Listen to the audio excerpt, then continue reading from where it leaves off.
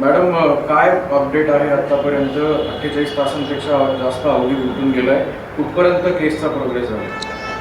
Actually ह्याच्यामध्ये आम्ही टीमची संख्या वाढवलेली आहे. सध्या 13 टीम आहेत आणि कंटिन्युअसली त्याची शोध मोहीम चालू आहे. त्याच्या गावाच्या आजूबाजूच्या ठिकाणीही काही बस स्टँड, रेल्वे स्टेशन्स वगैरे अशा ठिकाणीही आपण CCTV फुटेज वगैरे कनेक्ट करत आहोत.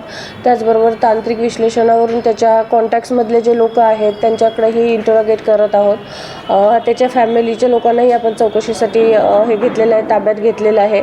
एकूणच परवा हा इन्सिडेंट घडल्यापासून या आरोपीची ओळख पटवल्यानंतर कंटिन्युअसली हा फॉलोअप सगळे अधिकारी आणि कर्मचारी फील्डवरती करत आहेत. त्याचबरोबर आता माननीय आयुक्त सरांनी 1 लाखाचं बक्षीसही जाहीर केलेलं आहे या केसमध्ये. जो कोणी, कारण तो जर आजूबाजूला त्याच्या गावाच्या वगैरे फिरत असेल तर त्याला पकडून देण्याच्या दृष्टिकोनातून 1 लाखाचं बक्षीसही या केसमध्ये जाहीर केलेलं आहे. आणि बाकी ज्या गुन्ह्याच्या फॉर्मॅलिटीज आहेत त्या सगळ्या चालू आहेत. तपासाचा भाग याच्यामध्ये आहे. फॉरेन्सिकचा, बसचं ॲनालिसिस वगैरे ह्या सगळ्या गोष्टी चालू आहेत.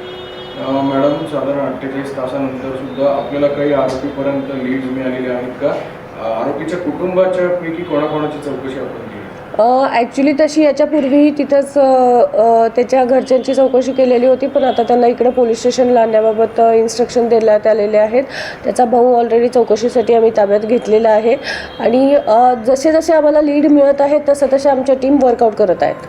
स्वारगेट आगार प्रशासनाच्या कुणाची चौकशी आपण केली आहे का या बाबतीत? करणार आहात? नाही, चौकशी तर होईलच या प्रकरणामध्ये. तो तर तपासाचा भागच येईल याच्यामध्ये त्यांची चौकशी करणं हे. पण त्यांचे काही अधिकारी वगैरे काल येऊन या संदर्भात मला भेटून गेलेले आहेत.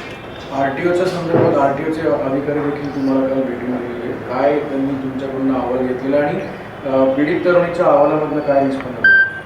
ॲक्च्युली RTOचे ऑफिसर येऊन त्यांना ह्या सगळ्या गोष्टींची माहिती हवी होती. ती माहिती विचारण्याच्या दृष्टीने ते आलेले होते. त्यानुसार त्यांना केसच्या संदर्भातली सर्व माहिती प्रोव्हाइड करण्यात आलेली आहे. पीडित तरुणीच्या अहवालातनं काय निष्पन्न झालं? त्याच्या बाबतीत आता याच्यावरती चॅनलवरती बोलणं योग्य राहणार नाही.